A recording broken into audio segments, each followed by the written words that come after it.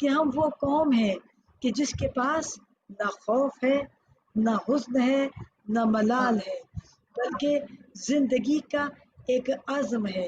کہ جہاں ہم ظالم قوتوں کے سامنے برسر پیکار ہو کر آنکھوں میں آنکھیں ڈال کر ان کے ظلم کا اظہار بھی کرتے ہیں اور دنیا کو بیان بھی کرتے ہیں کہ اگر ظالموں کے چہروں کو دیکھنا ہے تو آج آل سعود کو دیکھ لیجئے، آج دیکھ لیجئے کہ جنہوں نے مقدسات محمد و آل محمد کو کس طرح سے مسمار کیا۔ مدینہ منورہ جا کے دیکھیے کہ جہاں پورا مدینہ بقع نور ہے، لیکن افسوس، ہائے صد افسوس کہ جہاں ایک طرف نظر جاتی ہے کہ پورا مدینہ منورہ بقع نور ہے اور دوسری طرف جنت البقیع میں اتنا اندھیرا ہے کہ کوئی چراغ جلانے والا نہیں۔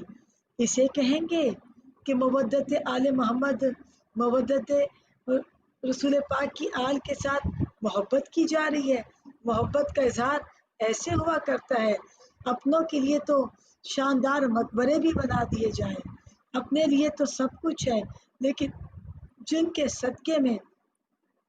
خدا نے کائنات کو خلق کیا، جن کے صدقے میں تمہیں رنگ لگے ہوئے ہیں اور انہی کے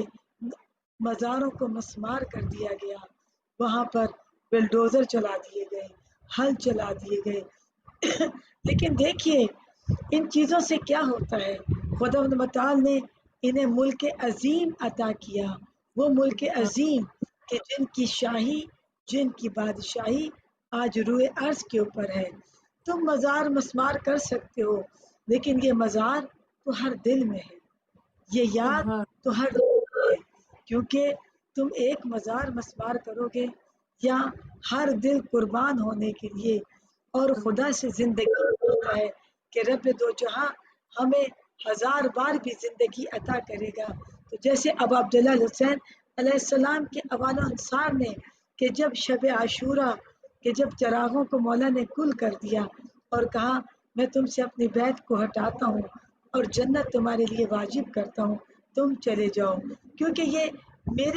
میرے پیچھے ہیں، تم سے انہیں کوئی مطلب نہیں۔ لیکن جیسے جب چراغوں کو روشن کیا گیا تو تمام کے تمام اس طرح سے عزم کے ساتھ کھڑے تھے اور یہی کہہ رہے تھے اب عبداللہ حسین اگر 1000 بار بھی خدا ہمیں زندگی عطا کرے ہم آپ کے قدموں کے اوپر نچھاور کر دیں۔ فہر ہماری بھی یہی اعلان ہے، سوشل میڈیا کے تھرو، فیس بک کے تھرو، ٹی وی کے تھرو، سوشل میڈیا یا جو ماس میڈیا ہے اور جس طرح سے ہمیں موقع مل رہا ہے، یہ موقع ہمیں ریلی کی صورت میں ہو، مجالسوں کی صورت میں ہو، ہم جلوس کی صورت میں نکل کر دنیا کو بتا رہے ہیں کہ جب دنیا یہ پوچھتی ہے کس بات کی ریلی نکال رہے ہیں، حالانکہ یہ جس ملک سے میں بات کر رہی ہوں جمہوری اسلامی ملک ہے اور یہاں پر کلمہ پڑھا جاتا ہے لا الہ الا اللہ محمد رسول اللہ، لیکن ریلی نکالنے کے لیے چند ہی افراد ہیں کہ جن کا تعلق مکتبہ اہل بیت سے ہے، جن کا تعلق مکتبہ جعفریہ سے ہے۔ کیا صرف ہمارے ہی رسول پاک کی اولاد ہے؟ شکر کی بات ہے کہ خدا نے ہمیں اس امت میں رکھا کہ جو ان کی خوشی میں خوش ہوا کرتے ہیں اور ان کے غم میں غم زدہ ہوا کرتے ہیں۔ آج اگر ہم نے اپنے اپنے گھروں میں فرش ازاں بچھائی ہے، اہل بیت ٹی وی کی صورت میں بھی جہاں پر یہ نشریات جا رہی ہیں ایک سوگ کی فضا ہے،